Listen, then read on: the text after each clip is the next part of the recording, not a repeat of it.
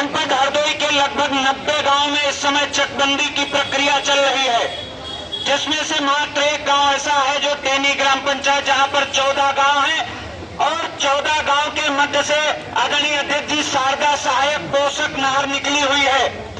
आधी आबादी नहर की एक तरफ है, आधी आबादी नहर की एक तरफ है, जहां पर ज्यादातर जमीनें जल भरा वाली हैं, जलमग्न जमीनें हैं। वहां पर आदरणीय अध्यक्ष जी वर्ष 2011 से चकबंदी प्रक्रिया चल रही थी, जहां पर चकबंदी की प्रक्रिया में बड़े पैमाने पर चकबंदी के अधिकारियों के द्वारा धांधली की गई, किसानों का शोषण किया गया।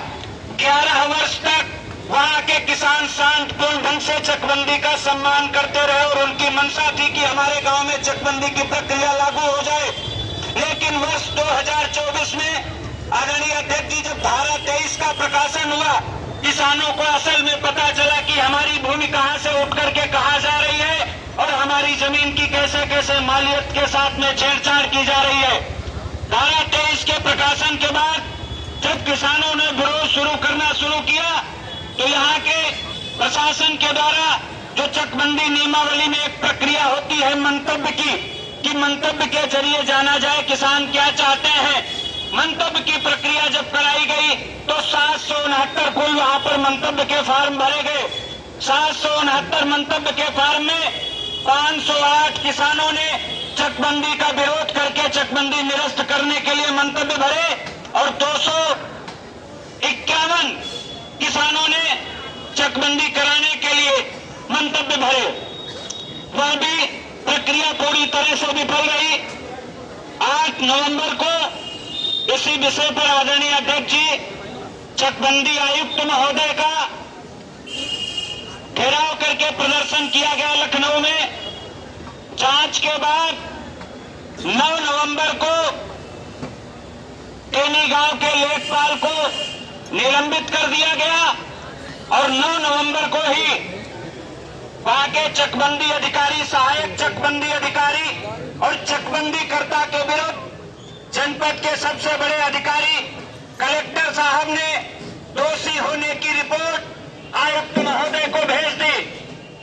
आदरणीय अध्यक्ष जी, चकबंदी के कारण गांव में भीषण दलबंदी, गुटबंदी बनी हुई है, जहां पर चकबंदी के विवाद को लेकर लगभग 30 किसानों के विरुद्ध FIR स्थानीय थाना टनियावा में पंजीकृत हो चुकी।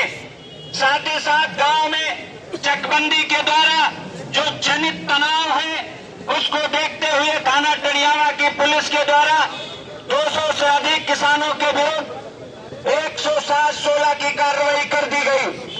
आदरणीय अध्यक्ष जी, जहां तक हम लोगों ने पढ़ा है, चकबंदी नियमावली कहती है यदि चकबंदी वाले गांव में किसान बहुमत के आधार पर विरोध करते हैं तो वहां चकबंदी प्रक्रिया निरस्त होनी चाहिए। चकबंदी प्रक्रिया के चलते यदि गांव में दलबंदी और गुटबंदी बनकर के तैयार हो गई है तो चकबंदी निरस्त होनी चाहिए। आदरणीय अध्यक्ष जी, यहाँ पर मंतव्य की प्रक्रिया करा ली गई। 250 किसानों के ऊपर मुकदमे लिखे गए।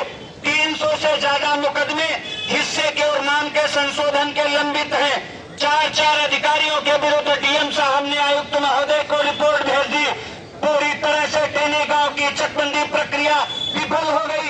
सरकार की मंशा को प्रशासन के लोगों ने दूषित कर दिया, किसानों के साथ में धोखा कर दिया, गांव में अनावश्यक हिंसा जैसा माहौल पैदा कर दिया। गांव में हम लोग गन्ना बोते हैं, 1 साल में काट लेते हैं, गेहूं बोते हैं 6 महीने में काट लेते हैं, लेकिन चकबंदी विभाग के अधिकारियों के द्वारा जो बीज बोया गया है उसको हमारे किसानों को 3-3, 4-4 पीढ़ियों तक काटने के लिए विवश होना पड़ेगा। गांव में तनाव पैदा होगा। एक पक्ष हमारा शमशान कब्रिस्तान के लिए जाएगा, दूसरा पक्ष हमारे फौजदारी के लिए कचहरी और जिला कारागार की तरफ जाएगा।